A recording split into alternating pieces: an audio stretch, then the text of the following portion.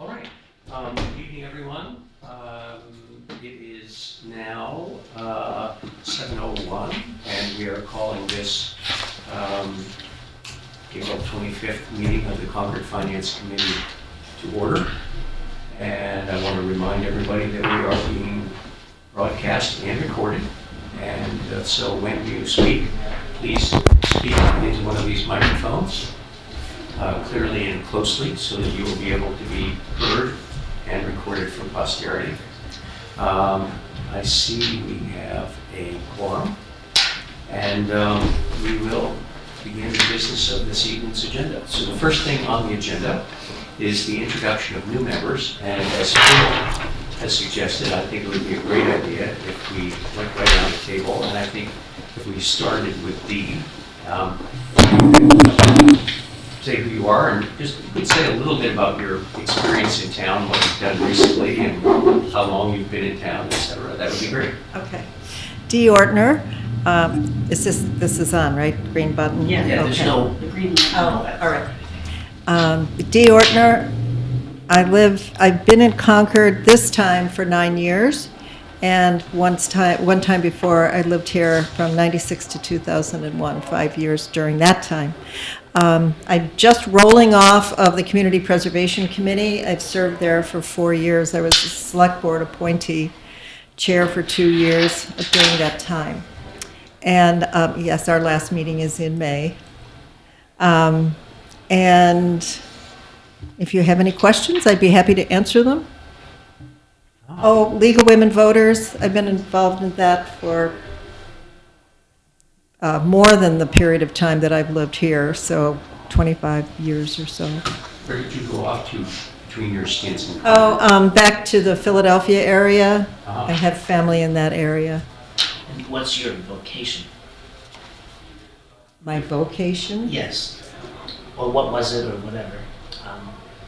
My background is actually very varied. Management consulting, executive education, also teaching. I've worked in major corporations like Boeing and Sperry. I've worked in nonprofits. I've worked in the federal government. I worked with US EPA for 5 years. And I've been around. Mr. Rubenstein. Wade Rubenstein. I've been in Concord now for 32 years. Just came off the Long Range Planning Committee. I owned a small business in town, Reasons to be Cheerful, in West Concord, which I just sold last year. I've just established a nonprofit after-school program up in the city of Lowell, which actually got started this week. A new venture. My background is systems engineering and information technology. I work for Digital Equipment Corporation and Xerox Corporation and several small startups. And here I am. I've got two kids and a wife and a dog. Great. Greg Guariello. I'm actually the relatively newbie in town. Been here for about 1 year and 8 months now. I have 2 kids, 4 and 5. I live over near the high school. My background is in computer communication networks.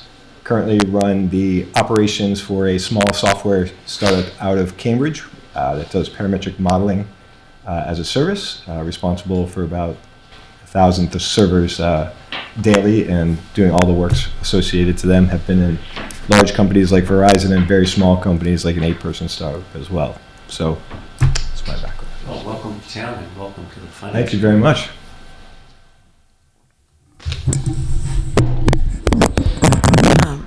Andrea Zoll.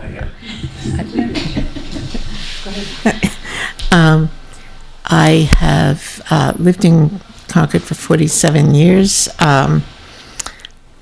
Background before that, public relations. Owned a Framables in town for 34 years. My family's here. One of my kids moved back with their kids, and so they're coming up through the schools. And haven't been on any other town committees. Been a member of Rotary since 1990, I think. In the Finance Committee. I guess that's it. My name is Mary Hartman, and the sun's in my eyes. I live in West Concord. I've lived there for 10 years with my husband and my dog. And before that, I lived in Lincoln. I was on the Finance Committee in Lincoln, and then I moved to Concord. My business experience is like Dee, very varied. My most recent job before I was retired, and I am retired now, I was a professor of finance at Bentley University. I've been on the, thank you, Tom. Thank you. I've been on the Finance Committee 2 years. Hi, Brian Taylor. I've been in Concord for 5 years as of next month. We have 2 kids that go to school here, 11 and 6, on the Thoreau side. Been on the Finance Committee for, this is my 3rd year. My background is I'm in investment management. Work for a firm in Boston called Cambridge Associates, and happy to meet you all. You look familiar to me. I'm sorry, I missed your introduction. Wade Rubenstein. Wade Rubenstein. Okay. Well, Ice cream store.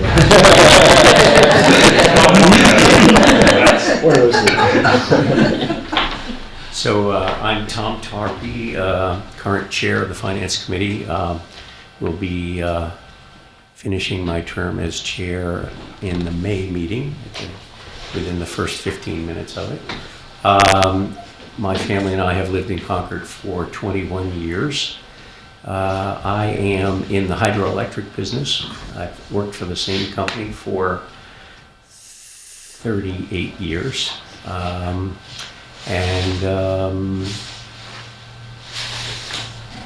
That's about it. So, we're just was a fine, witty, loyal, standing member. well, we haven't been getting into that kind of but feel free to doing your own, and I appreciate your adding it to mine.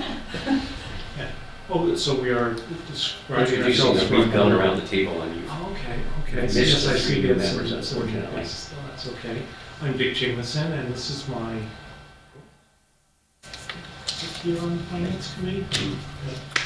I'm a commercial banker. I work up in Boston, and this committee has been a pleasure to be on. It's quite a diverse committee, a lot of very talented people, and you've done a pretty good job to point out some things that we like and things that we don't like about how the town is run, and hopefully we will continue to do that in a responsible, polite, civil manner.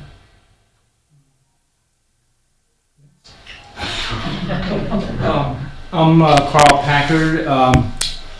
Do I include my experience as a taxi cab driver in New York City? Yes. Okay, well, that was back in college. But anyway, for the last 45 years, I've been in the architectural profession. I'm an architect, and I have a firm here in town called Red Hawk Studio. I've been on the Finance Committee for, I guess, completing 5 years now.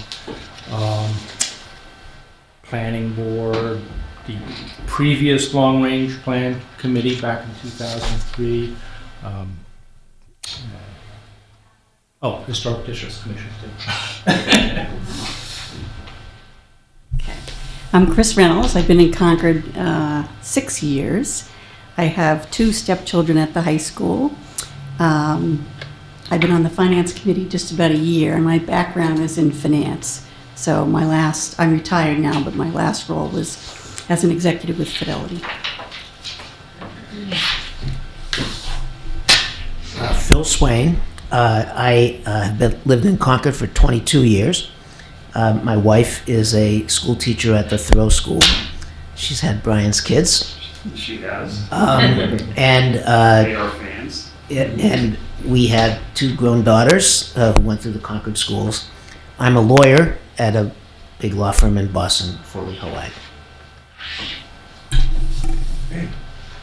Great, and let's see, we are missing a few people this evening. We're missing the soon-to-be chairman, and Dean and John. John. Right. John who is in Ethiopia. I think he wins the prize for and Peter Sheila. So you'll get to meet them in the at the May meeting. Thank you very much and welcome. Well, John isn't here, he hasn't passed any on. Anita, do we? No, John, Okay. they're in John's hands at this point. Okay, so we'll traveling, so. We'll take them up at our Yeah, May meeting. All right.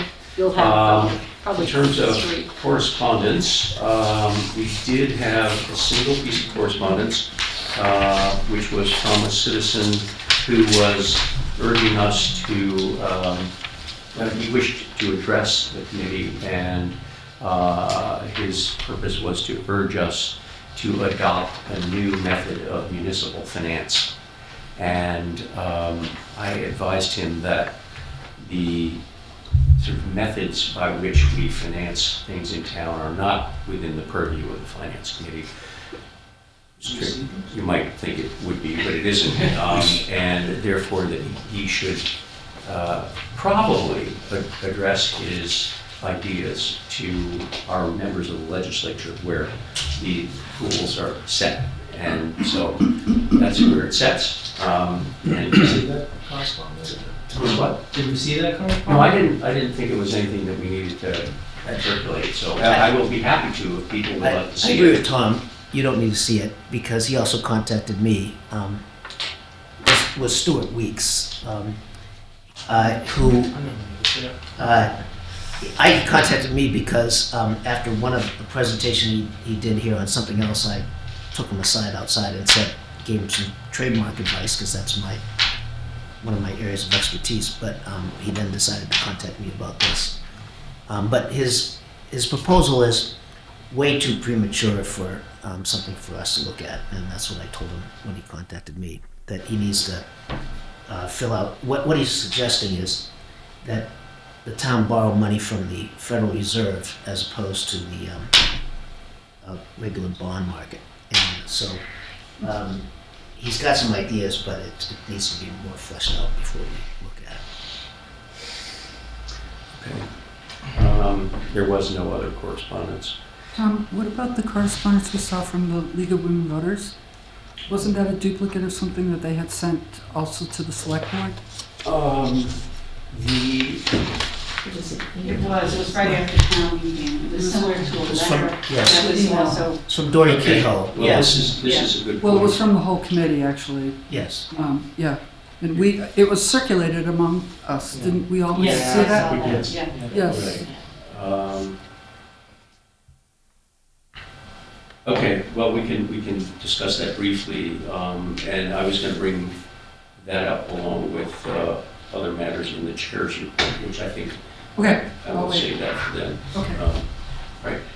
Number 4 is an appointment of a nominating committee, and what I'd like to do is, as of this evening, appoint 4 people to the nominating committee who will propose a slate of officers that will be elected at the beginning of our next meeting, and with their agreement, I would like to appoint Mr. Jameson, Mr. Packard, and Phil, if you would join me on that committee, and if we could meet once, I think, sometime within the next week or 2, and if we meet early, we can then sound out the people that we propose to recommend as to their willingness to serve, and go on from there.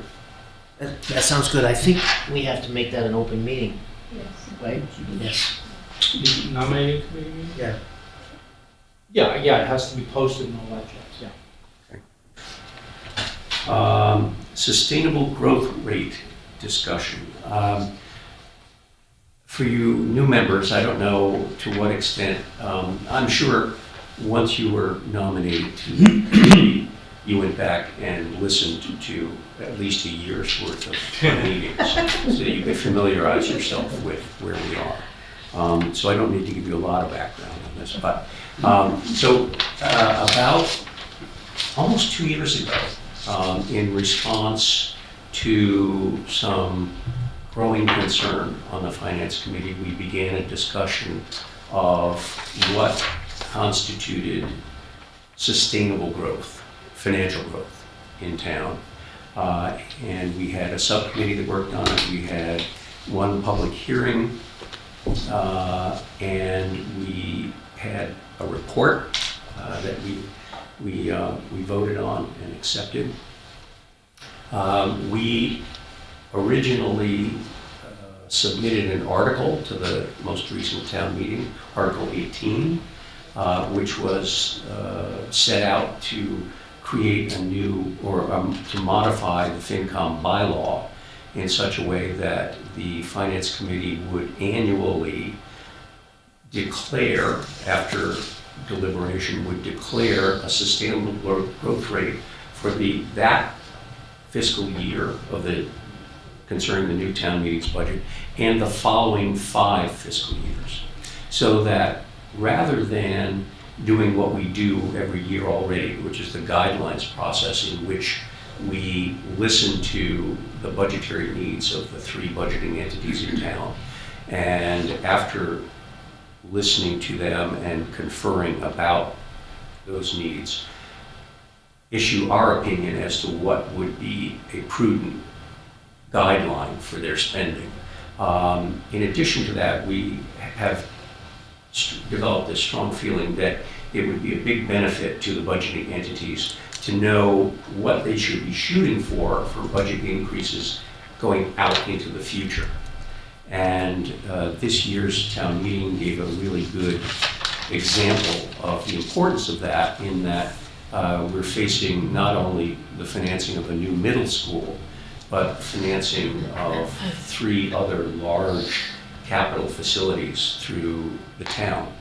And that is going to have an undoubted increasing effect on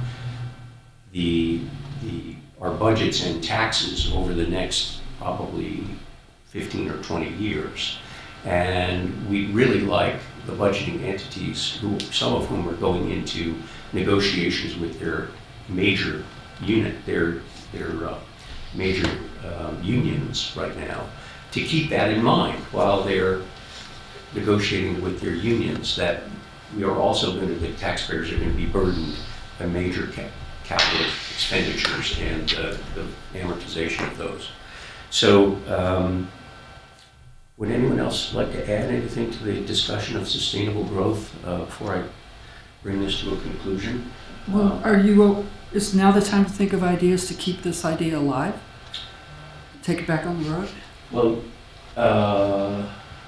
or should we defer that? I mean, yes, and I have one, but if there may be many others. The last time, the hearing that you mentioned that we had about 2 years ago, the timing of that was inopportune because it was right at the budgeting cycle, remember? And it turned into a discussion with the school committee. In that forum, it turned into a conversation about the budget in front of us for that year. And I think our intent was broader than that. It was broader than just that current year. It was broader than just the school budget. So I'm hoping, and actually I was talking with Carrie about this, so I can't take full credit for this, but I think it might be a good idea to have another hearing on the sustainable growth rate, this time maybe at the end of the summer or the beginning of the fall, before we have guidelines published and before we have the budgets coming into form. So that's an idea I have. I was going to say, as part of, I think it was the motion that we passed last fall setting this thing up, we stated that we were going to actually announce or establish the new sustainable growth rate, on a yearly basis. I would have to go back and look, but I think it was by the end of June. We were trying to get ahead of the budgeting season, so I think so we should probably, keep aware of that calendar in our upcoming agendas. Right. Yeah. So this was, we were going to determine the number by the end Yeah. of June? Okay. It's in there somewhere. Got it. It was June, July, something, Okay. but it was, the idea was to get it before the budget season starts. So, I like that idea, Mary. The other thing that sort of struck me in sitting through town meeting was two things. So one, the League of Women Voters making the comment both at the meeting and then in the newspaper about the need for a comprehensive capital plan, which I think is one of the big drivers behind the issue of sustainable growth. So I think if we have some momentum with other parties in town, like the League of Women Voters on that, we should strike while the iron's hot on that one. We have 2 new members of the select board. I think 1 or 2 of them may have been on the finance committee, Sure, both. Okay, Both, right. so we may have, some different views perhaps than, you presented to them last year, but we may have more support for some of these items now. So I think that's also something we should think about is don't lose momentum on it, because I think people are starting to hear what we're saying. Yeah, it's like, yeah, really now, this time of the year coming up is when it's vital to get that going, Phil? I just wanted to mention 2 things, mostly for our new members, because what really started this was one of our former committee members came up with a curve where he looked at the tax rate and the increases in the tax rate and compared that to various indexes like the CPI and the 10-year bond rate. And beginning in about 2009, they began to diverge substantially and exponentially. And so that was what really led to this was the continuing increases in our town budgets over this, what you would look for if you were trying to match it to a regular index. And then the other thing I wanted to mention was we did actually come up with a proposal for a number last year which would be used to calculate this growth rate, and it was the arithmetic average of the CPI, the Consumer Protection Index, or whatever the actual figure is that shows the inflation rate, and the other average would be the 10-year Treasury bond. And I think this Yield rate. yield rate. Yeah. So this year, for example, that would be somewhere under 3, but all of our town budgets are going, substantially over that. And especially when you look at the debt that we have, we're going to be continuing to diverge. So it's just getting, the tax rates are just getting higher and higher.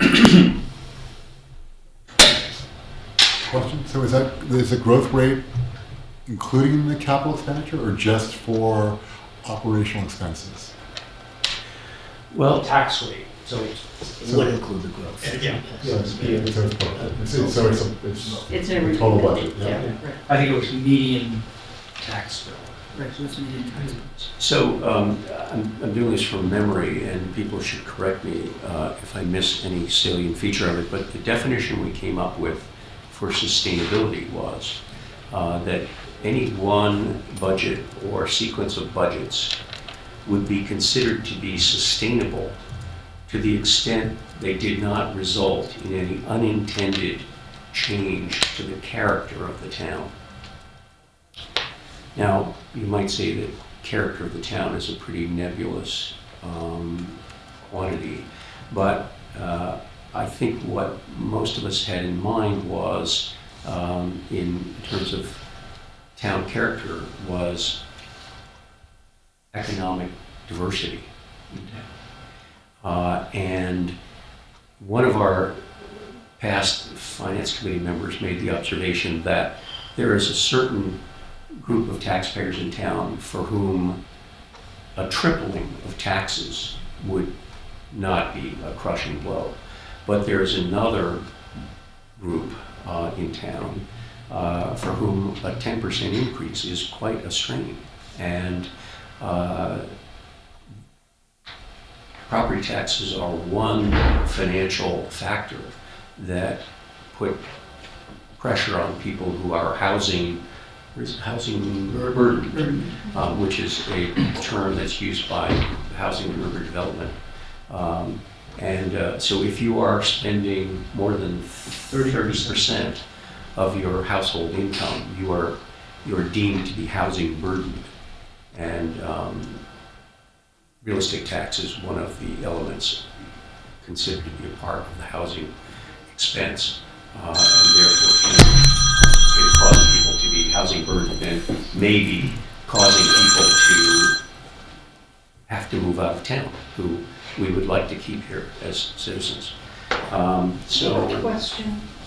What would be the expectation that you have, that this committee has, from a hearing?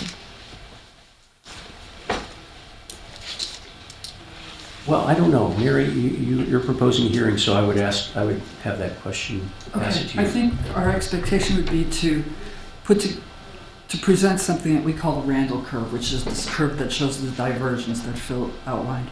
And then to ask people what they thought about it. Is that something that bothers you or not? So I'm hoping it turns into more of a conversation than us just going and saying, your property taxes are going way up and we have to stop spending, okay? Which might be the way we start, okay? But then we have to listen to, is this something that people are concerned with or not? Because I guess my follow-on would be, would there be other methods that we could use to get more input from the public rather than just a hearing?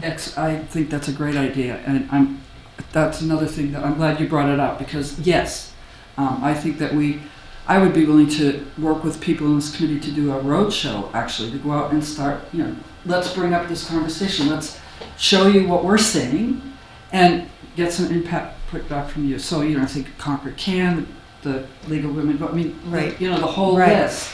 Because one of the things I noticed from town meeting is that a lot of the other groups in town do a really good job of going out and talking and listening to people. Like the Affordable Housing Funding Committee did an excellent job of getting out there. The school committee does a great job. They're really at the top of their game as far as going out and getting people enrolled and asking questions.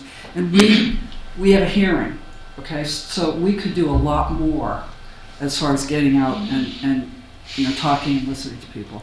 So yeah, I think the more we can do, the better.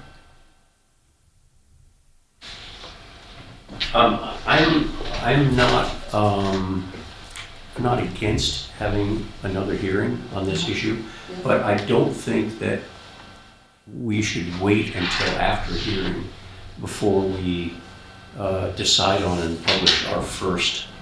Oh, no, yeah. Okay. Yeah. I think. In fact, We've already decided. Yes. I in think fact, that's what we would bring to the hearing. we might even want to shoot for doing it at our next meeting.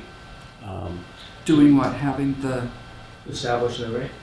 Right. Well, again, we did pass a motion last fall, and I'm pretty sure it was what the target date was in there.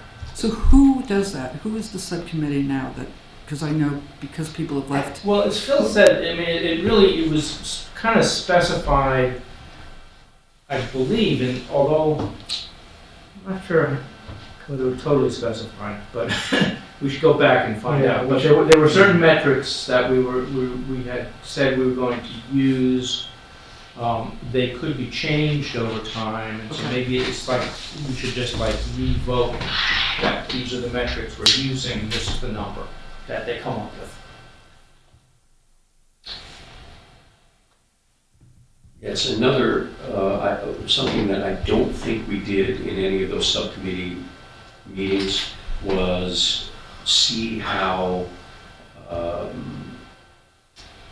changes to regular operating budgets blended with proposed capital expenditures and the amortization of those expenditures to result in what the overall tax rate was going to be over the next now foreseeable future.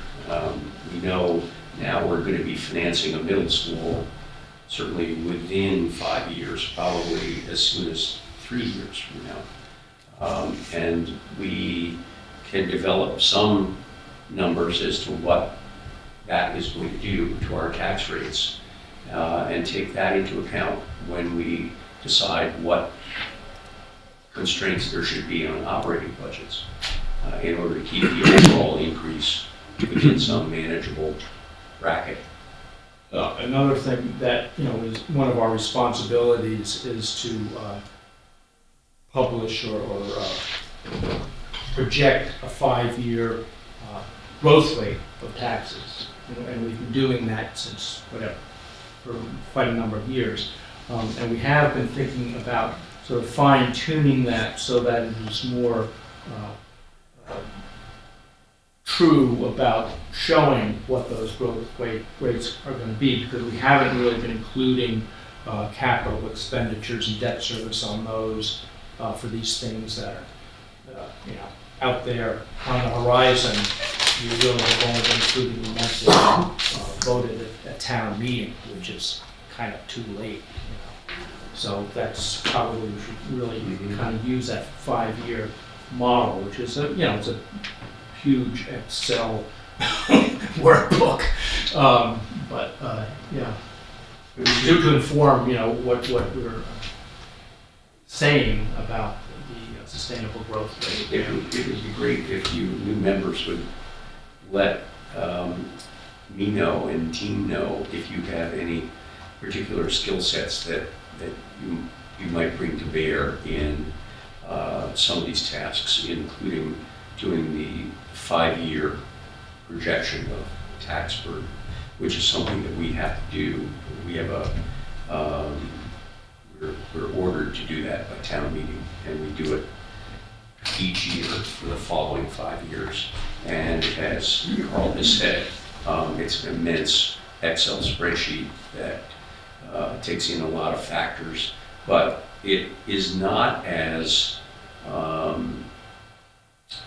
I don't think right now it factors in, as you said, it doesn't factor in true indices the way it should. And so it would be great if someone could work It does a with great Carrie job and of her picking folks. up the details. It does a really good job of picking up all the little details, all the change, that's under the cushions, under the cushions like these. But it does a really bad, it falls short of looking at the big things that are coming, like middle schools, like municipal buildings, and those aren't in the calculations at all, so it falls short. Incomplete. Yeah. Incomplete.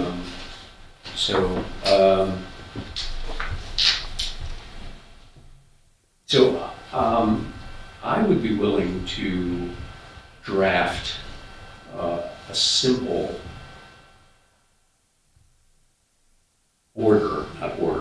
but projection of what our sustainable growth rate should be, and get it out to people within the next 10 days so that you all can look at it and we can discuss it, I hope briefly, at our May meeting, and then put it out to the town and the budgeting entities.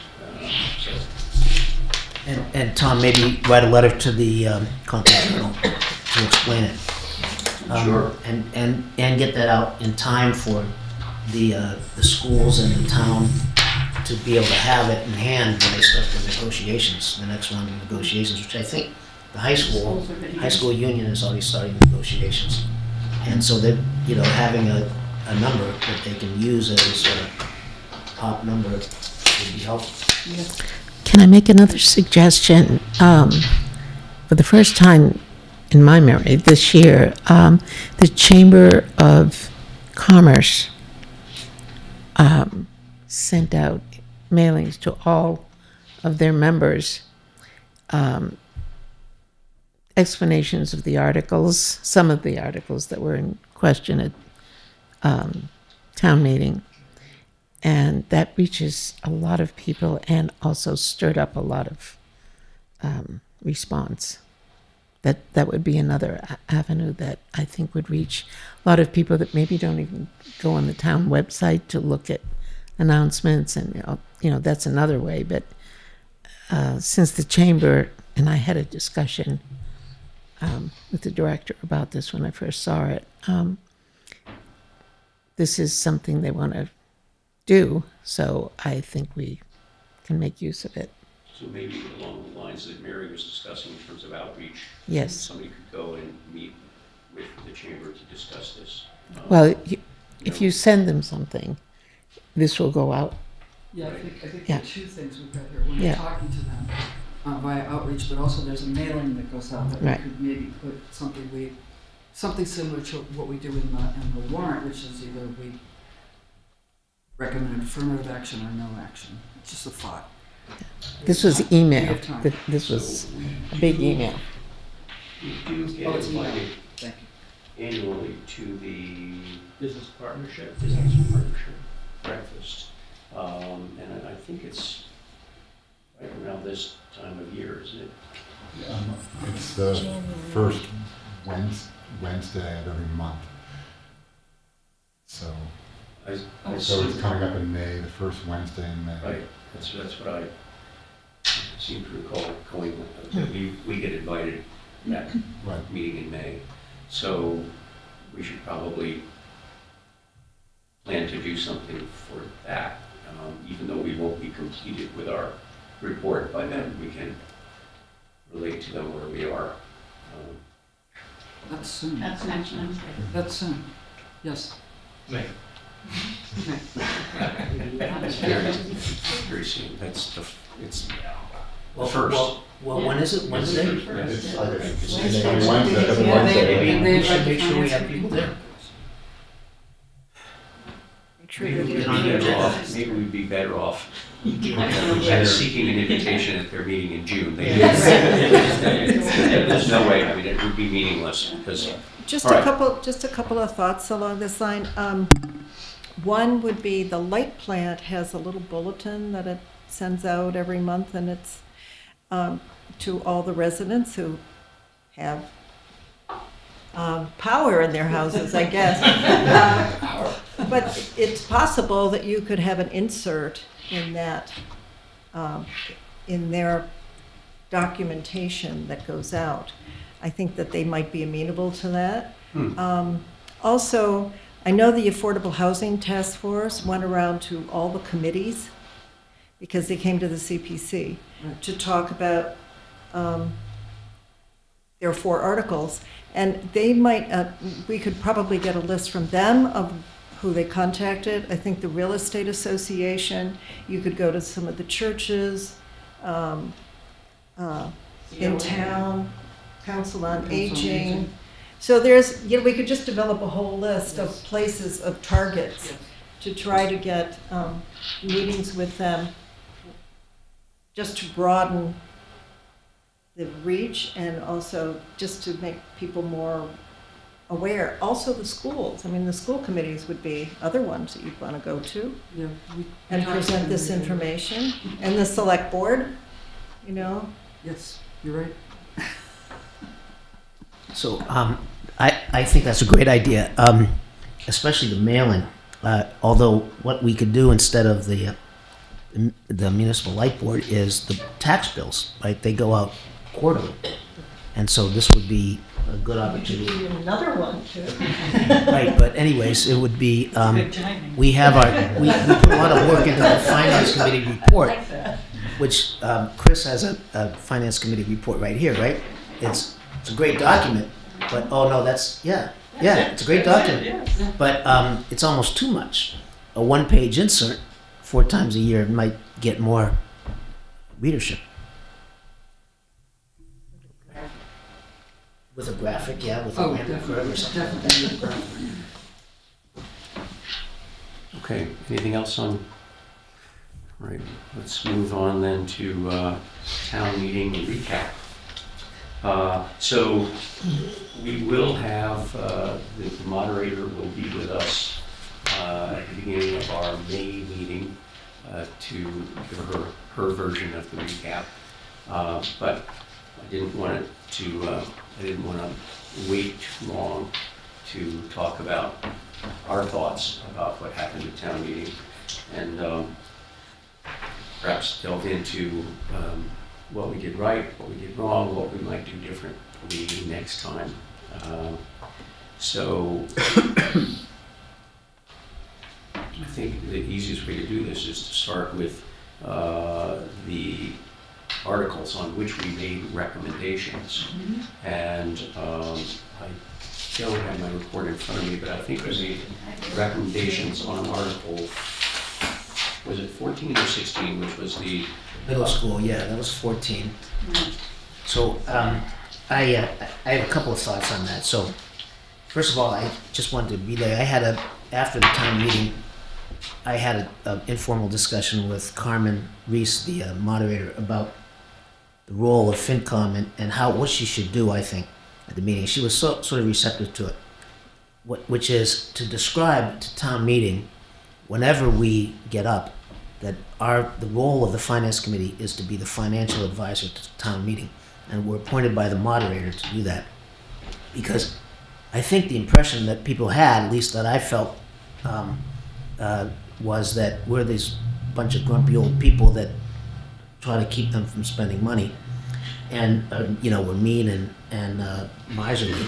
And I think that it helps would help for her to explain that's our job, is to be financially responsible and give advice in the town. And we're appointed specifically because we are mean and miserly. That's one thing.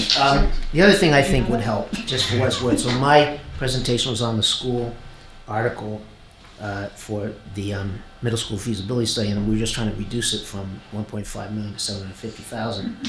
One thing that people... And reduce the scope of what they're supposed to do. Well, not necessarily reduce the scope. It was only reducing the money, but it might have reduced the scope somewhat.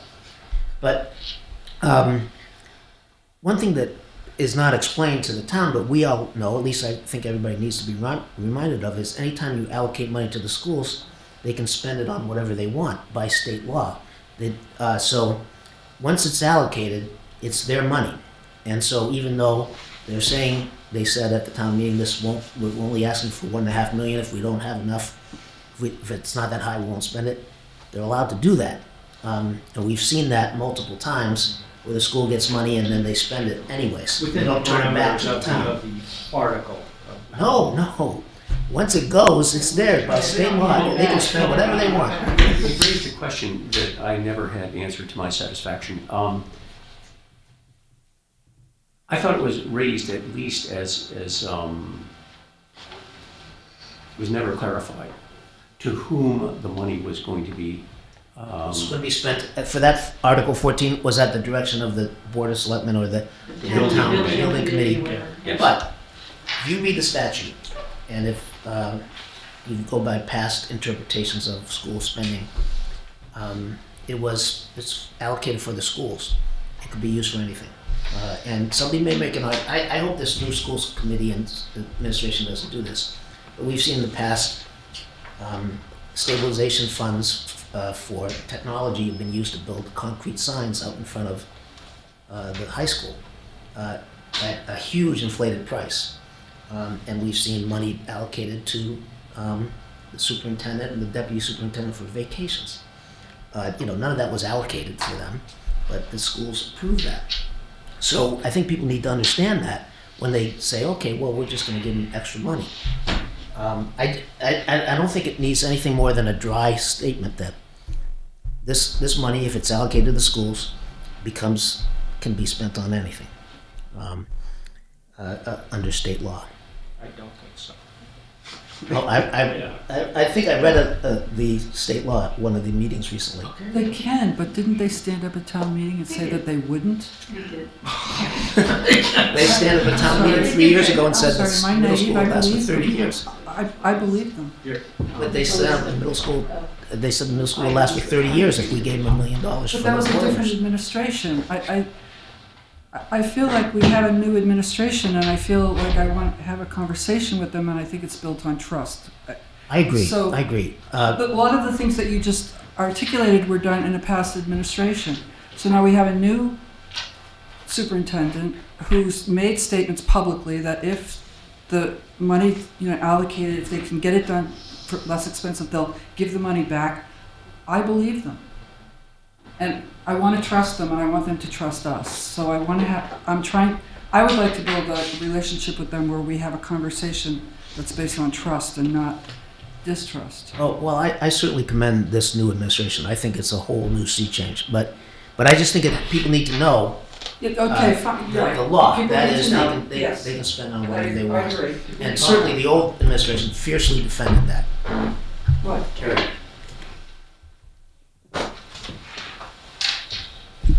I just want to clarify, if you're talking about a capital article? Yes, well, this capital article, yeah. So that, this particular capital article is a borrowing authorization, and it can only be expended for the purposes stated in the warrant article. And that is something that is reviewed by the town's financial advisor, by bond counsel, and we wouldn't be able to have those funds.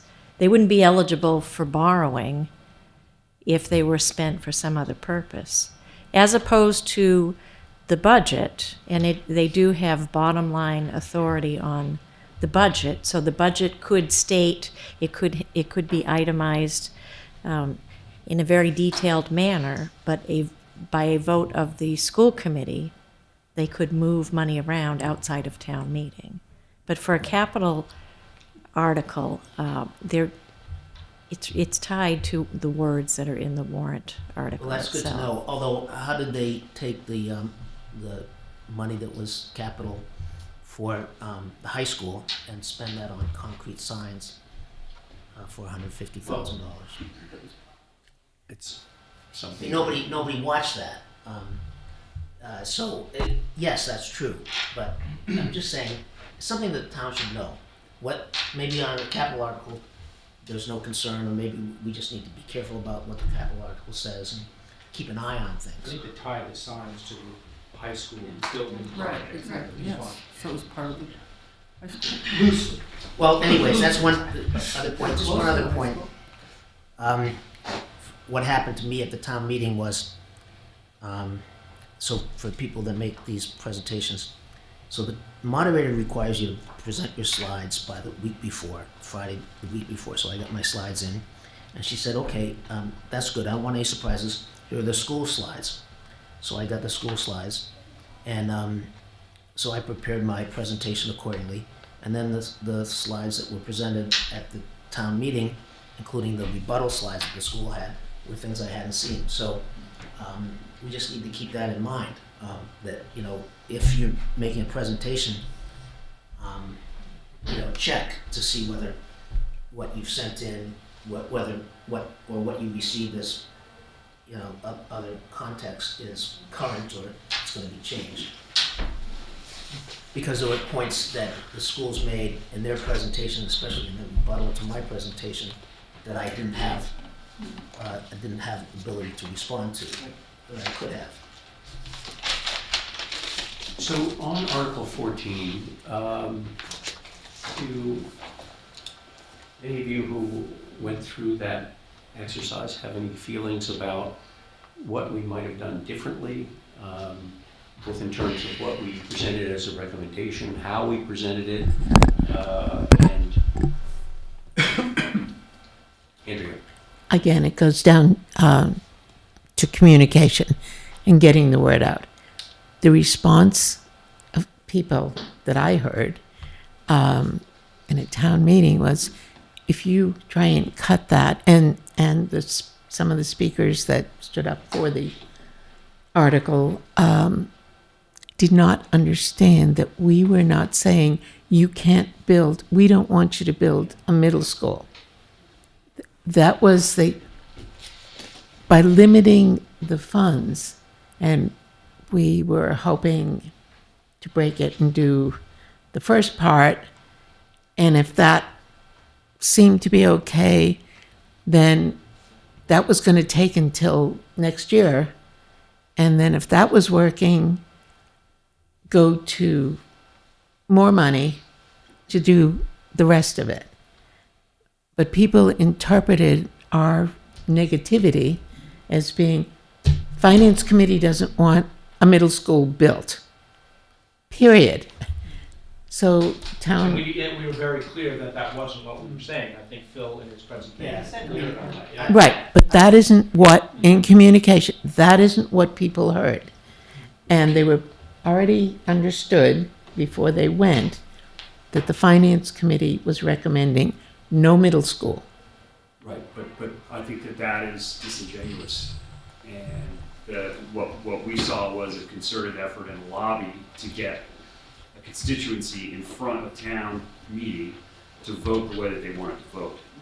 It had nothing to do with, the clarification of what we were trying to do, which was just to prudently lean into the spend allocation that we were hoping and recommending. Everything that was conveyed by you that night, I think, was fairly clear. Mm-hmm. But the pushback was, we want our 1.5. We need all the parents to get out because we want to. The fear marketing is, hey, finance committee doesn't want you to have a new school, so your kids are in Right, trouble. and that goes to the communication and education of people right. So, before. But the collaboration, I think it's a two-pronged approach. We need Right. to be conscious of the fact that there's going to be a natural friction between the school committee and the finance committee. Their wants and our wants or needs and recommendations are going to be a little bit different. The second, so we need to do this outreach and education. But the second element to that is the relationship, which I agree with what you're saying, that we're going to have with the school committee on a going forward basis. I think the new administration has done an excellent job of really kind of level setting what they want to do and what they want to try to accomplish. I think Dr. Hunter's been doing an outstanding job and is very, very lucid and clear about what's going on. I think she set expectations well. But at the same time, she's, the expression of we're going to zero-based budget. She did that, check the box. We need a new school. That's great, but all things being equal, we need to take into consideration the other elements of what we need to accomplish and advise the town on. Not everybody sends their kids to school here. To your point, there are other folks that these tax increases have a material impact on their ability to stay here, and our job is to think about everyone in the town, not just the parents in the town. I have 2 kids that go to Thoreau. My child is probably going to end up going to Peabody.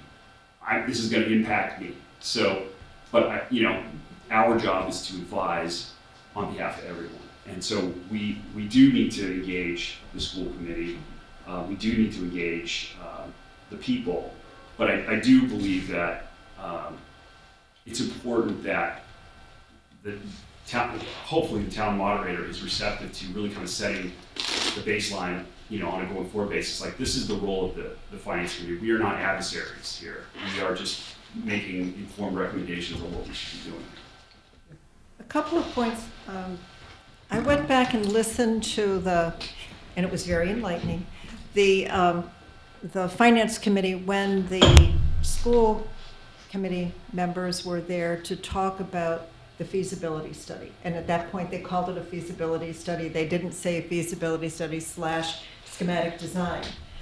And I got the impression that they did not, this is my personal opinion, they did not present the information in the depth they needed to you, because I'm very familiar with feasibility studies as well, and there is a difference from what I understand, what the state requires, and then what might be in a feasibility study. So I don't think that they really gave you sufficient information to understand why they were looking at 1.5 million, why they needed to have that all at once. This is what they needed to do in order to be in compliance with the state requirements. So I felt that had not been conveyed adequately to this committee. It was. All of that was? I didn't hear it. A different, a different meeting. Subsequent. Maybe I've had several Yeah, we meetings did, on we this, did. so you get Early all on, of they that did this information. thing. Yeah. Because I was watching like the last meeting and they brought in a couple of other people. And then at town meeting, it just seemed as though there were other people coming up and standing up who were legitimately experts in their field and better informing the public about what the whole process was, or why, if you tried to do it in chunks, that maybe you wouldn't get the architects who would be willing to work on the projects, that sort of information. So I'm just saying. That was debatable.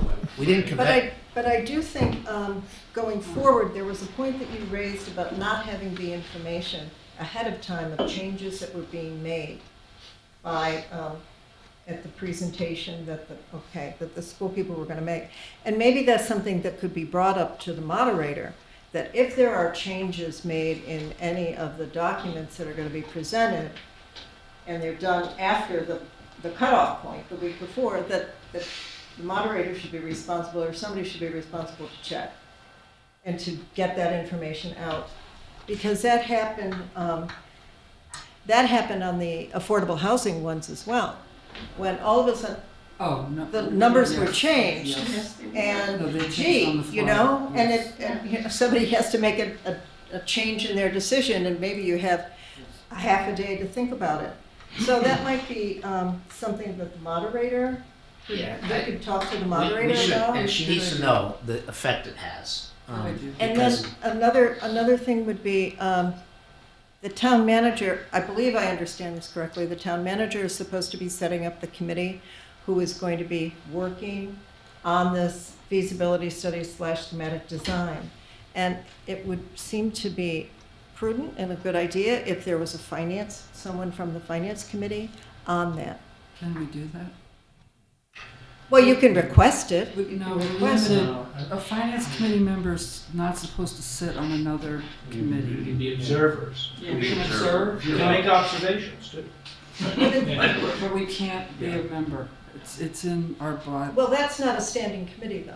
That's going to be, the feasibility study is not a standing committee. You ran into I that. It's gonna ran be a into school that. building committee. Yeah, it's gonna be a building committee. I ran into that, and I was advised by the town clerk that we could observe and we can speak, but we can't be a standing member of a committee. So, Greg? so It's in the bylaw that set up the Concord Finance Committee. Real quick, I'm just going to say I have a unique experience with the Concord Middle School on Article 14. I was drawn into the committee by a presentation on the Concord Middle School. That piqued my interest. This was in early May. What day was it? The day before your last meeting here, I forget exactly what day, it was like around the 27th, I attended the last financial FinCom meeting. At that same day, my wife sent in a letter. She was the one that spoke at town meeting. She also came to the FinCom. She's a registered architect in Massachusetts, been for 20 years. I have filed a disclosure form with Carmen Reese about any appearance of conflict of interest. I want to make this known now that she was my wife. I 100% agree with Dee that I got the impression that FinCom wasn't totally advised properly by the school committee. Being in what you said, that I did not go back and see the previous meeting where they only said the feasibility study and not the schematic design point as well.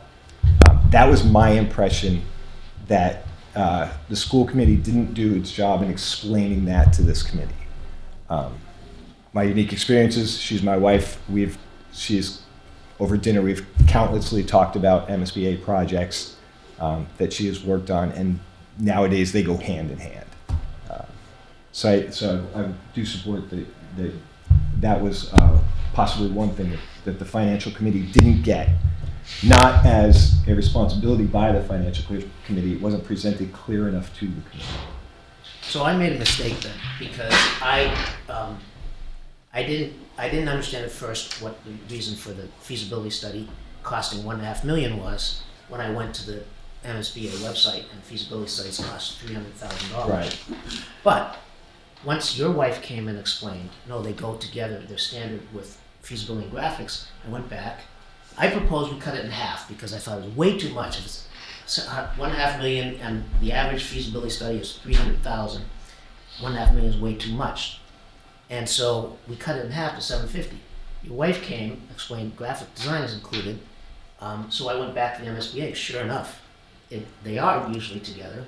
But even then, the median of all the feasibility studies for middle schools in the last 5 years was $750,000, including middle schools that were 2,000 student middle schools, not 700 student middle schools. So I thought our number was still pretty good, and I tried to explain that to town with that graphic that had the Concord one in red way out there, and all the other ones less than half of that. So we did understand it by the end. We weren't informed Okay. at first, but we did understand it by the end. And I will just tell you, privately, the school committee people, I was talking to them on the Friday, Monday meeting before Monday. They had no idea about the things I was mentioning. Leicester did it for 600,000. Framingham did it for 650,000. They didn't know, so they went back and they got some numbers. They said, "Oh, well, look at Natick. Natick allocated, Natick, much bigger middle school, allocated 750, and she had a slide. It was over $1 million now, but I didn't know that. I could have gone and responded to Natick has now expanded, right? Yeah. And she had a couple other points. But my point is, I didn't make it well enough. 750 is more than enough to do what they want to do. And the other problem is that if people, not the people that they got out to town meeting, which they did a great job of getting out the people to town meeting, they're going to have to vote for this at the ballot. If people go back and say, well, $1.5 million, that's kind of extravagant, they may lose their affirmation vote. And that has happened in this town. I don't know if you were around in 2002 or 2003. We had a whole plan to build all three new elementary schools. It was 2001. The master plan. Build three brand new elementary schools and a new middle school for $70 million with 70% state funding. And we, town meeting decided to add a little bit extra so Willard could have a brand new school as opposed to a partially rebuilt school. And it got voted down at the ballot. So we lost all that state funding. And now here we are, 20 years later almost, with no new middle school. So, and we've seen Lincoln had the same problem. Lincoln is now spending $90 million on a new school because they did something, the town meeting was extravagant and it got voted down at the ballot box. And they had MSBA funding in place. Yeah. So those are the things like, $1.5 million, that'd be nice to have twice as much as you need, but you may not win in the end. It may be a Pyrrhic victory. So I didn't check the statistics personally.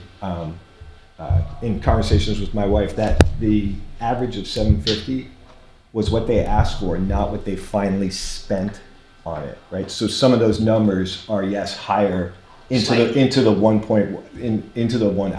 Slightly higher. Slightly I don't know what, but that's Framingham is slightly higher, and maybe Natick went from 750 to 1.1. right. But even Natick, much bigger school, and they didn't manage it right. So even that was only 1.1.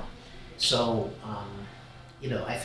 and my point was 750 gets them what they need, more than what they need, and you can always come back and do more, just like Natick did. Yeah, I think my point was to say that if you knew that information up front, that that the feasibility and the schematic were together, you would have had more information to put together more slides and have that point better, right? So if the school committee, I had it by that Friday. right? So if the school committee gave a little bit more time and detailed information.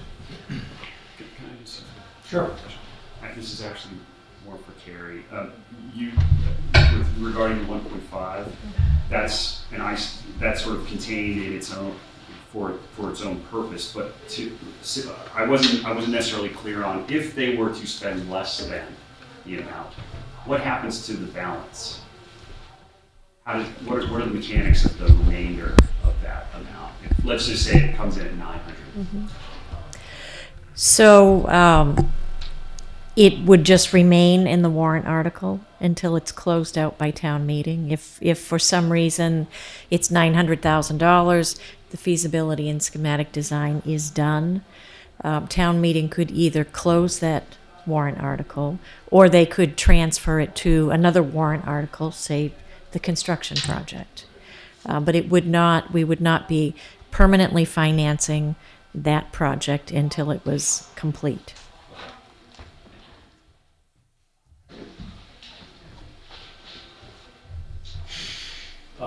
So my intention in terms of this recap is to really focus on what I had in mind was 3 articles where we made clear recommendations rather than expanding it. So I think we've pretty much wrung out this particular article. I don't know as there is any, if I had a sort of takeaway lesson from this, I would say that despite your really beautiful efforts, I don't think we got the idea across that we thought this could be done for less money. And an equally important point that was made during our deliberations was that you don't necessarily appropriate the maximum amount of money you think it's going to cost, because that telegraphs to vendors that that is what you want to spend.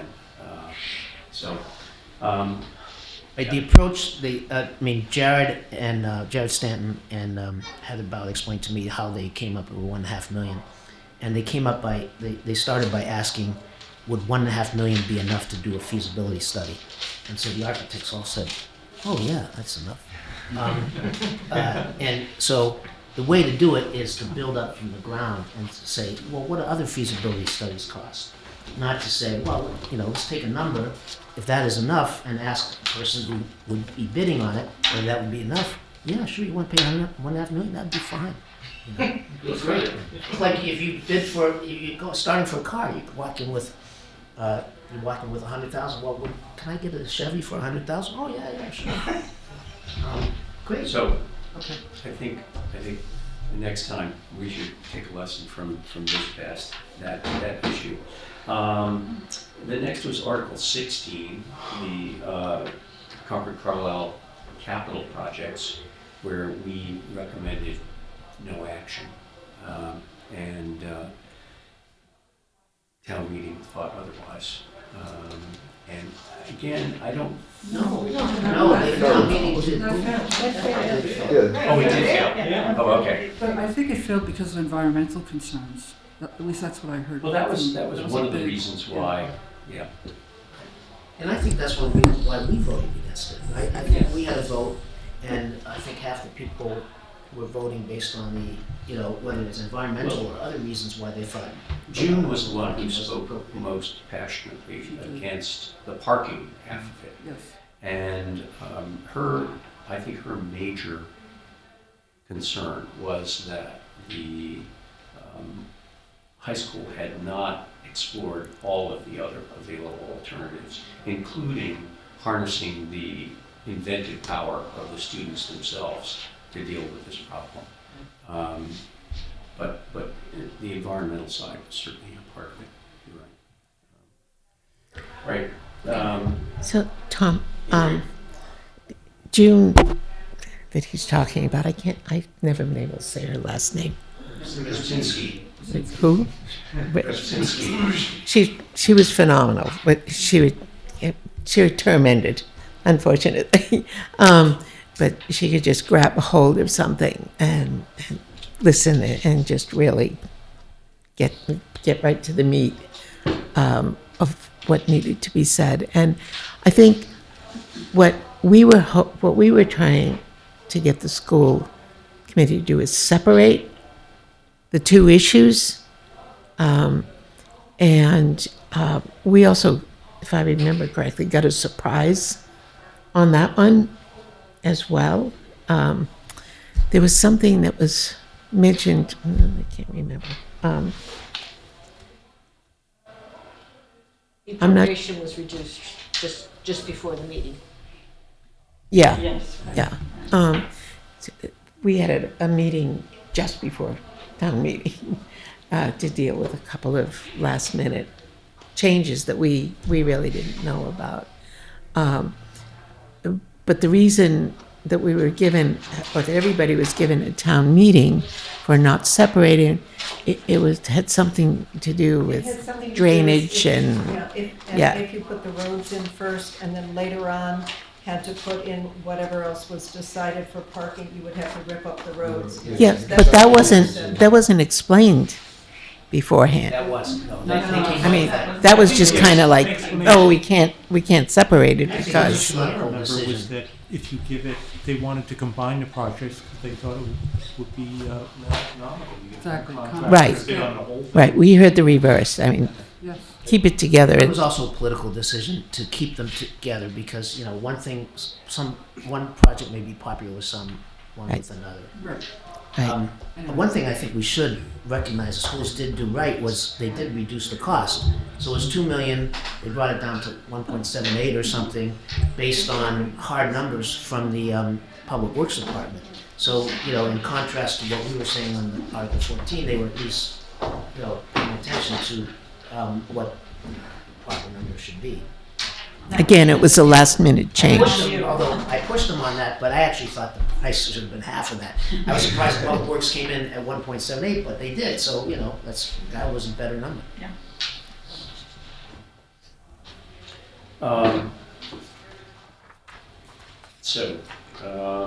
I would say we move on to Article 23, and the whole packet of the affordable housing articles. Anyone want to address? Sure.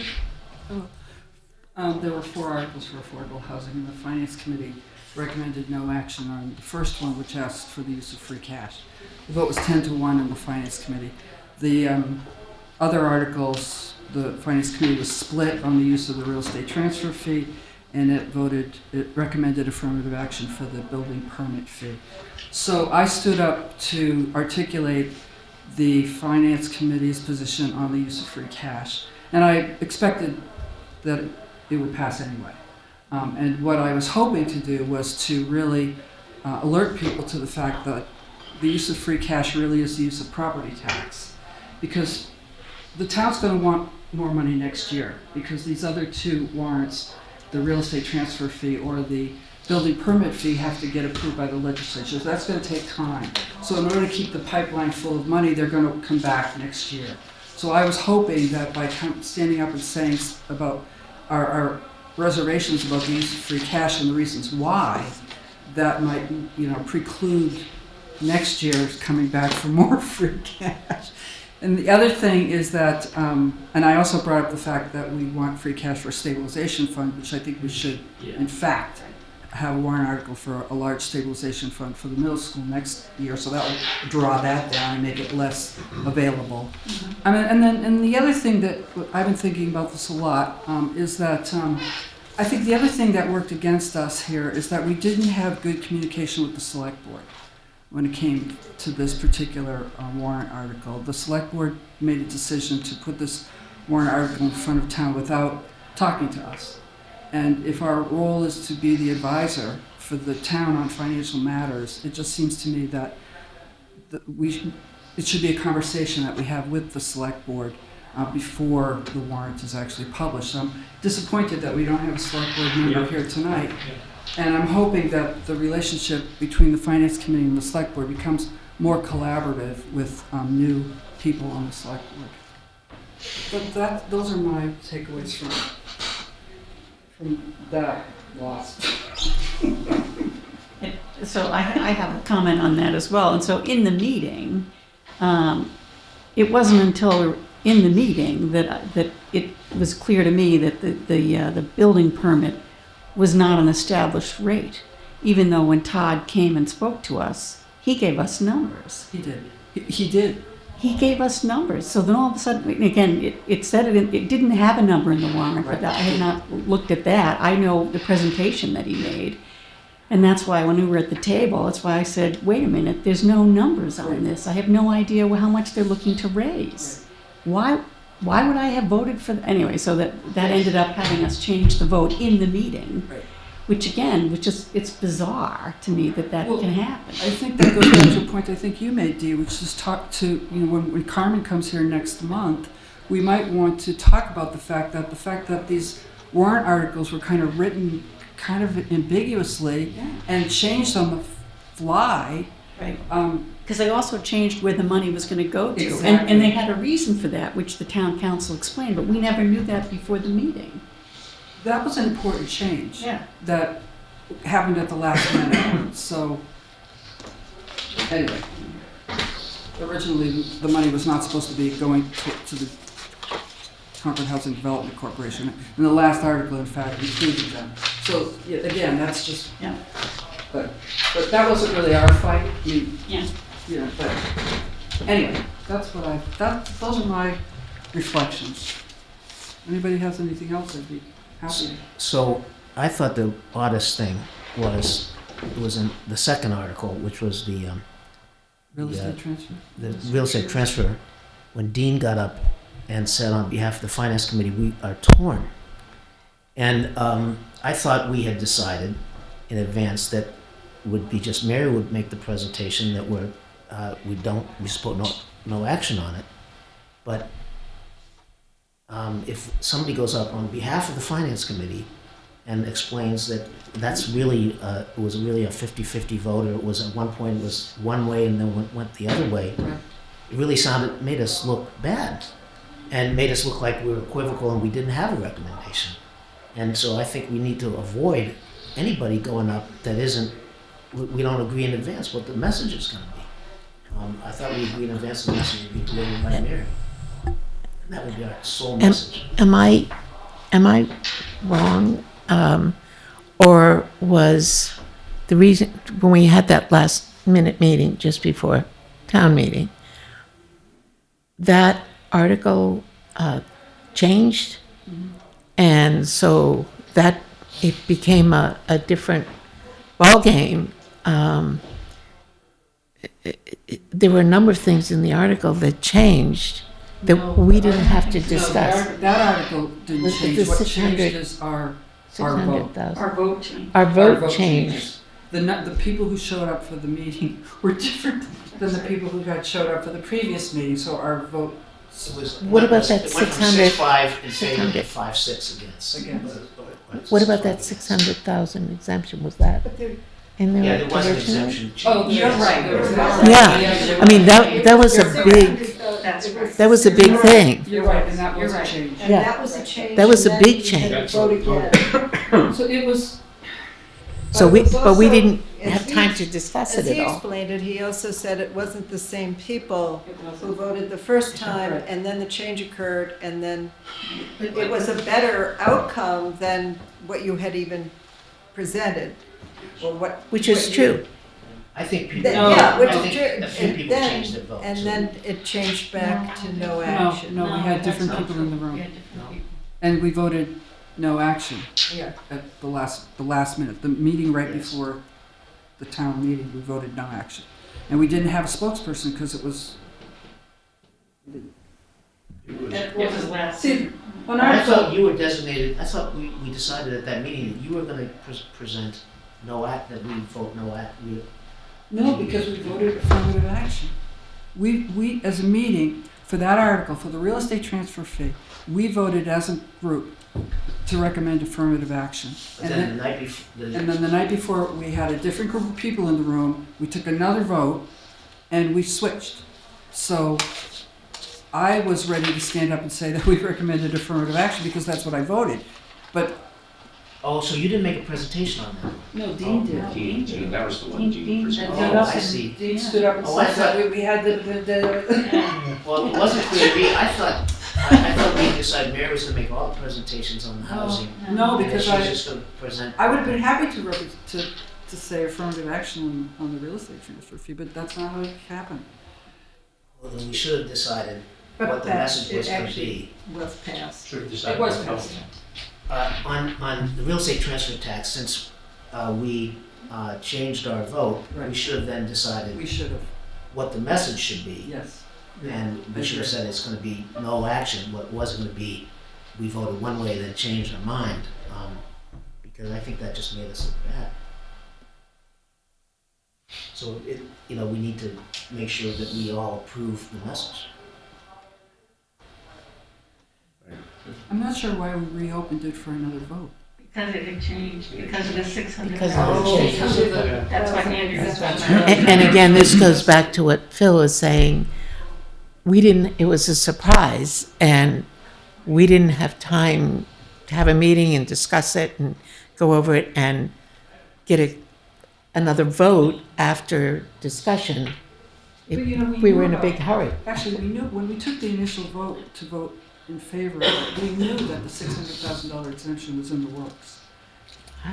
No, we did, because I remember Dean asked, what would the effect be? So the reason we brought that back was we thought that more people would be in favor of it, given that it was going to be raise less money. Why did we But vote the, against but it? the Because motion we had actually. different people in the room. No, but we. No, No, we it changed though. Yeah, even maybe we knew That's why that we was did in the the works, vote. it wasn't what we did. I think that's why we redid the vote, because of the Because the change. warrant change. Because of Because the it was an change. official change. We knew. I think the first time we voted on what we had in Yes. front of us. Right. Okay, Second time we voted on the revised. that's right. But there were different people in the room. That's right. Okay. Okay. Enough said. Yeah. And you should have spoken on both. If we had to do it over again, we anoint you to speak on both issues. Even if you have to be a good advocate, even if you want you don't support. Because we need grumpy people. Okay. So that was all I had in mind for recap. Does anyone have anything else they'd like to have us discuss? Okay. Hearing none, then I just have one other thing I want to mention, we focus so much of our time on the operating budgets for the schools and the town, and we don't spend much time on the capital articles, and those are at least as important. For example, we're going to have a $90 million debt obligation coming up for the middle school, and those are all done kind of haphazardly at the last minute. And we have this very deliberate process for the operating budgets. And we even if we disagree with the schools, it's a matter of $1 million or less. And sometimes it's down to very small numbers. But on the capital budgets, we spend a little time. It's done on both ends, on our end and on the town entity's end at the last minute. And we should probably have a more deliberate process on evaluating this capital article. And change the timing of when they are submitted to us, right? So it comes very late in the process. I mean, I agree with you. I thought we were done. And then all of a sudden it was like, oh no, the town manager's gonna come in, the school's gonna come in. I was like, wow, look at all the dough that's gonna get spent now. And it was way at the end of the process, so. After the warrant ended. No, not even that. It went right around the time of that. It was after we finished the budget, which was when November, it was like all of a sudden December, it was like, oh yeah, now we're gonna do the next part. I was surprised by that. We nickel and dime the operating I know budgets, we do. and then Give it they all come back in. and Okay, then- well, this is twice what we need, but Give it all back. whatever. It's at least this is good guess. So I think we need to push harder on the capital. our next item is request for reserve fund transfer. So, great. This will be a quick item because I'm going to ask you to take this up next month, but I just want to spend a minute talking about this. So we have a reserve fund that is appropriated within the town's operating budget. It's $225,000 for the current fiscal year.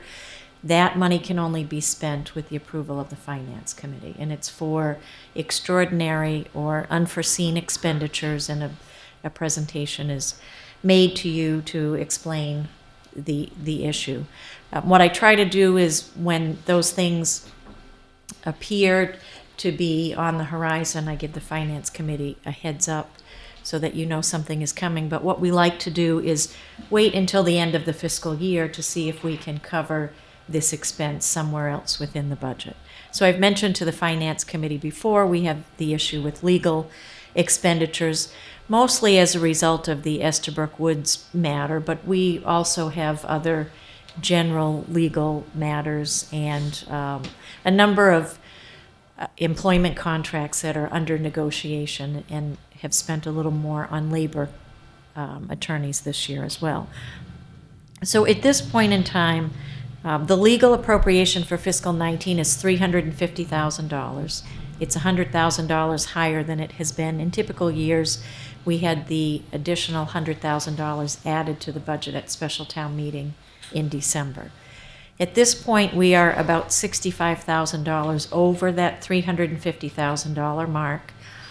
And It is likely that we probably will go into deficit about 200,000 or as much as $200,000. And again, most of this additional expense would be for Estabrook Woods. You probably know that there's been a settlement with one of the larger landowners who's a party to that suit, but there are several other members of that suit that there has not yet been a settlement. I met with the town manager yesterday to get an update. He said that he's hopeful that the progress that was made with one landowner maybe will have favorable results with the balance of the lawsuit, but it's too soon to tell. So I think it makes the most sense to wait.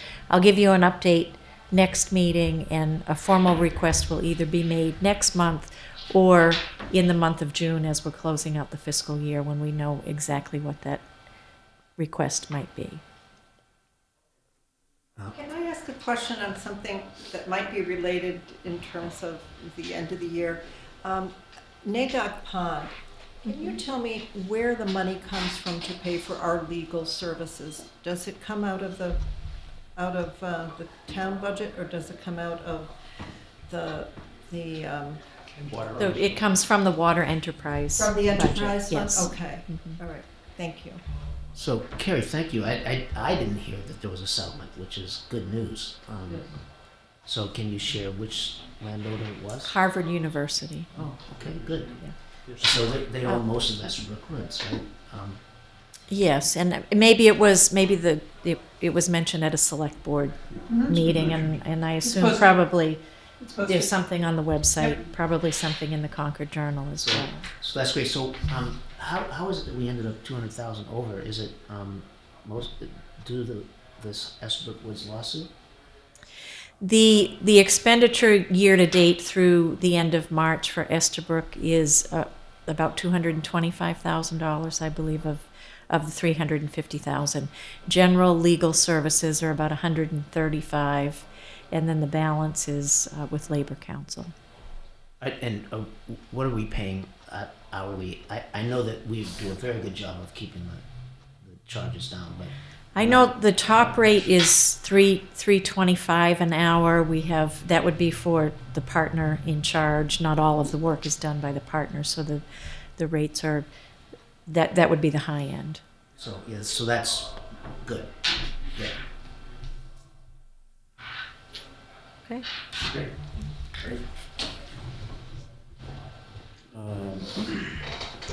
Chair's report. Let's see, I have three things to take up with you.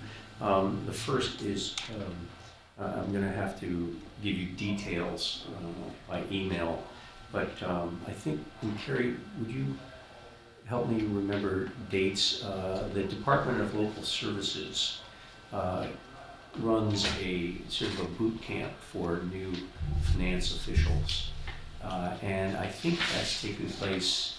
I'll look it up for you. I think it's in mid-May. I'm not certain, and I've been to it a couple of times, and I really recommend it highly to those of you who want to learn the ins and outs of finance committee and the workings of town finance.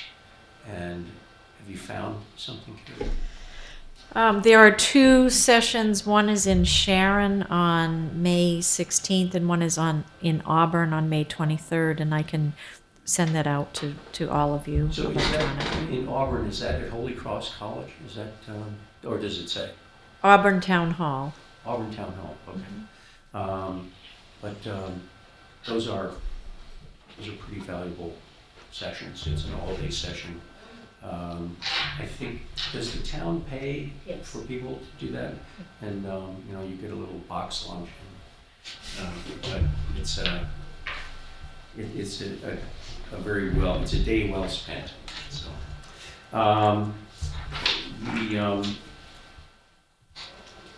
the second item is the issue of the Capital Facilities Planning Committee. We had written 2 letters to the select board, one back in November, I believe, of 2018, and one earlier this year in early February.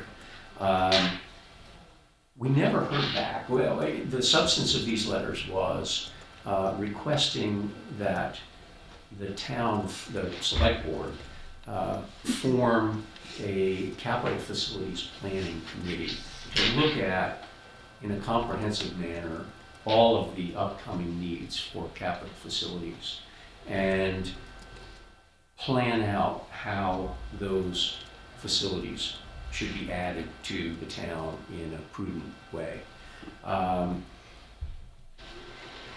We never received any comment from the select board on either one of those letters, which was very surprising to us.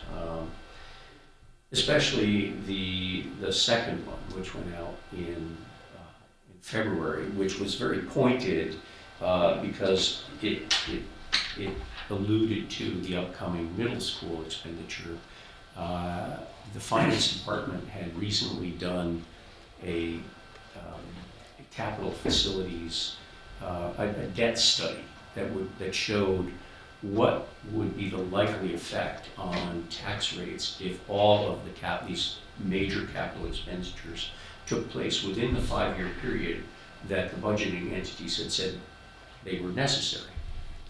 And it was pretty staggering. But once again, we didn't receive any response from the select board. I've recently had somebody I sent a copy of those pieces of correspondence to. I actually sent the emails that we used to transmit those letters.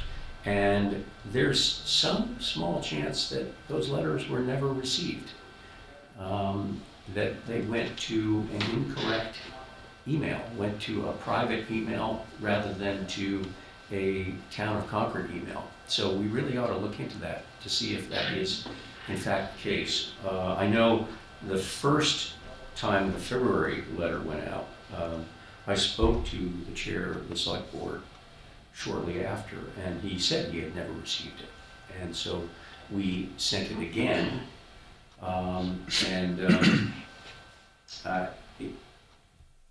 it's that letter of transmittal that caused this person to analyze it and say, I think this might not have gotten to the chair. So we really It doesn't just.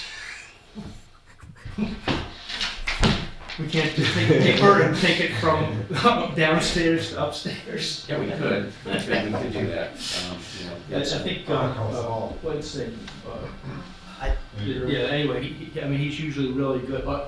What's Andrew, yeah, he's usually, yes, I will make sure this gets to the right hand. Sure. Yeah. Right, if he gets it.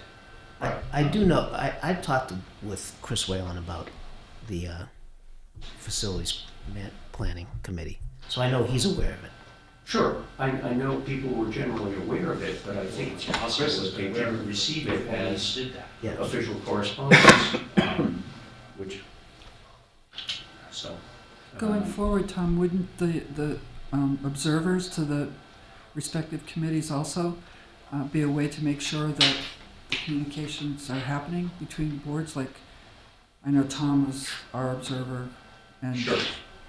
so that's another way to make sure that Sure, yep, exactly. And, things we've sent have been received, and to kind of track or shepherd their discussion at the appropriate board I meetings. think I'm guilty in having just trusted that it got there and it was going to be dealt with in due course, and it didn't happen.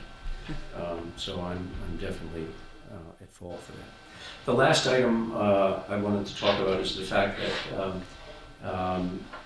in the most recent select board meeting that I attended, the current chair talked about the town manager search process, which is coming to a close in that they will have by Saturday narrowed it down to, I think, 3 finalists who will be appearing at a select board meeting in the hearing room at 8:30 this Saturday morning, the day after tomorrow.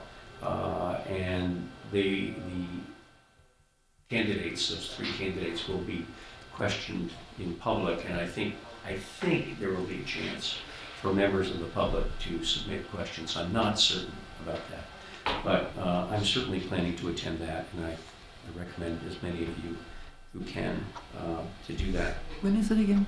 Next Monday night? No, this Saturday. Saturday, right, 27th at 8:30 in the morning. Tom, So- can I interrupt? Sure. Getting back to this capital planning committee, so what's going to happen now?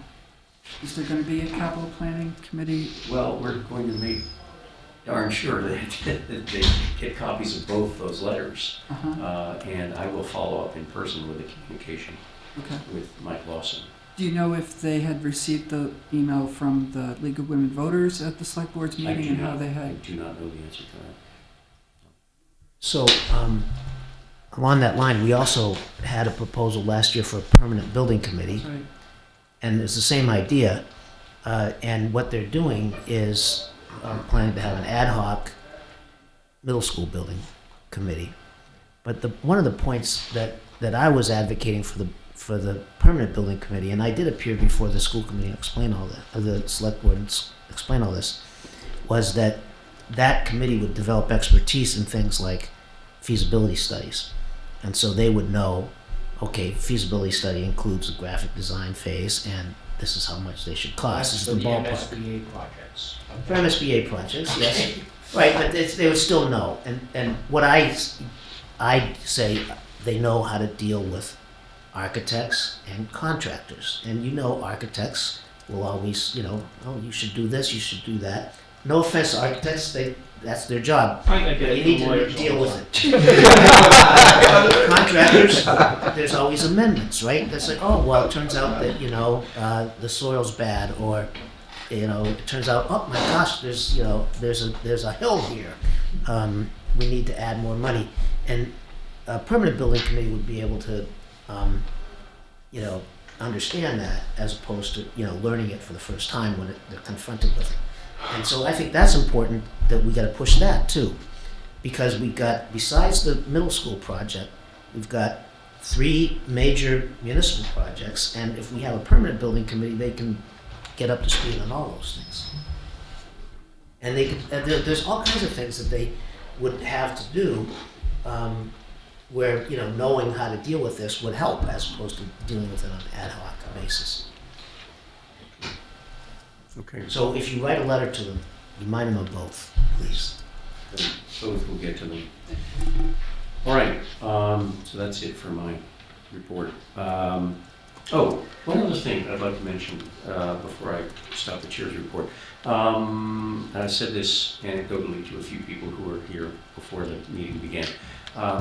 We're overdue to have a finance committee potluck, which is supposed to be held annually, and we missed a year. And so my wife and I would be delighted to host the finance committee and our immediate past members at a potluck at our house. And what remains to be done is to settle on a date. And I think maybe the most efficient way to do it is to create is it a doodle, is that what they call it? Or some other such. And so I will do that, and we'll circulate some dates and see if we can't find one when the great majority of us can get together. And will this include a tour? Oh, absolutely, absolutely. Yeah, there'll be a slight extra charge for that. Okay, so that's it for me. So, observer reports.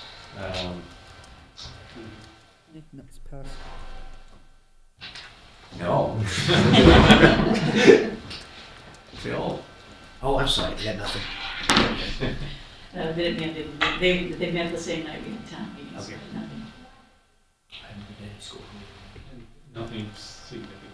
Nor do I. So I will say that in the context of observer reports, you 3 newest members are probably aware that, or maybe you aren't very good, each one of us gets assigned one or more town organizations whose meetings we observe and report back to the Finance Committee. Dean, who will be taking over as chair at the beginning of the meeting on May 23rd, is champing at the bit to hand out those assignments. And so you should probably look at, and we can circulate a past memo that described all the committees and how observers have been assigned to them. And you should look at them and give some thought to what committee or committees you might be really jonesed to observe. So you'll be prepared to volunteer when Dean calls for it. So when Dean's here, he'll ask which ones we want to observe? I can't speak for Dean. Okay. But knowing Dean, I'm sure he'll do that. So, next, the finance director's report.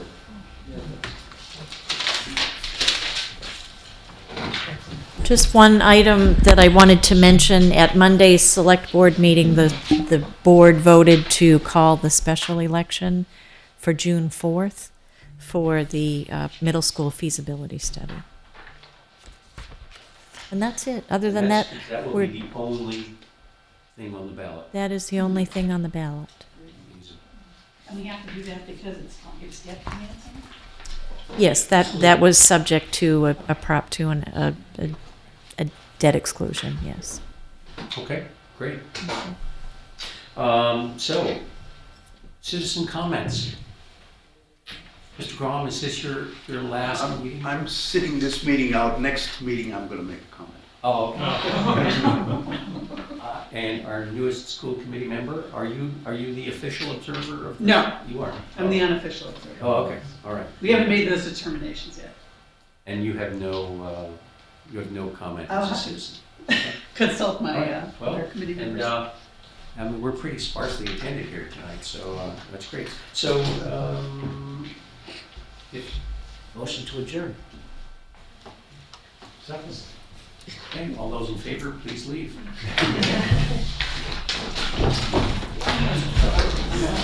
Yeah, no, we will.